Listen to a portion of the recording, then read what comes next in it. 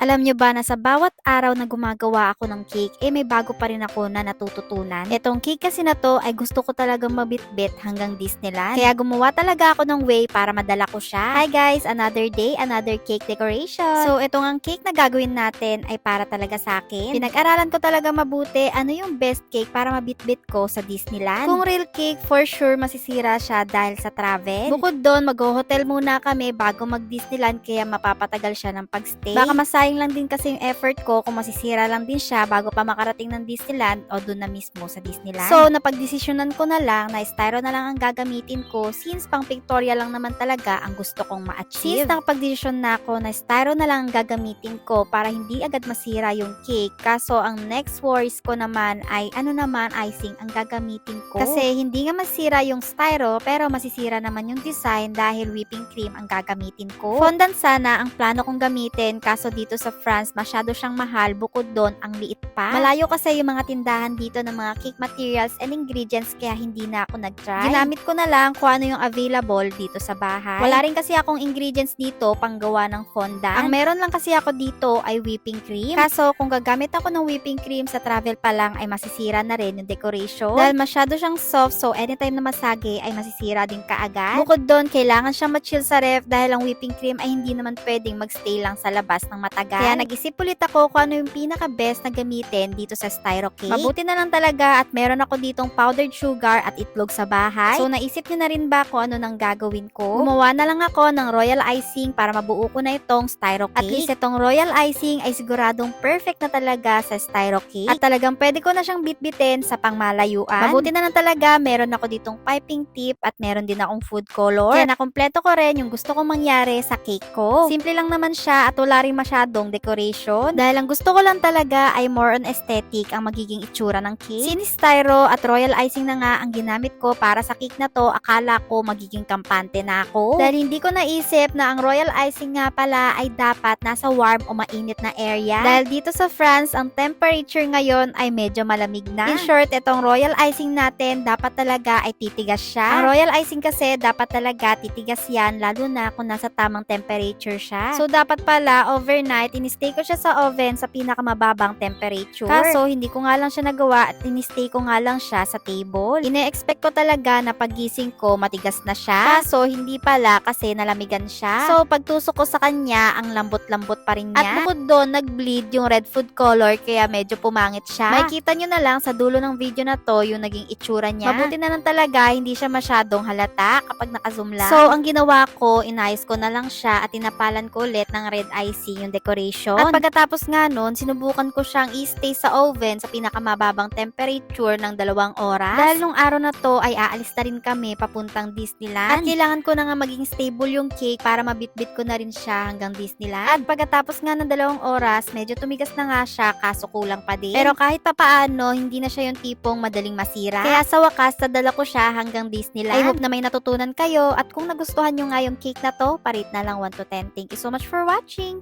Babush!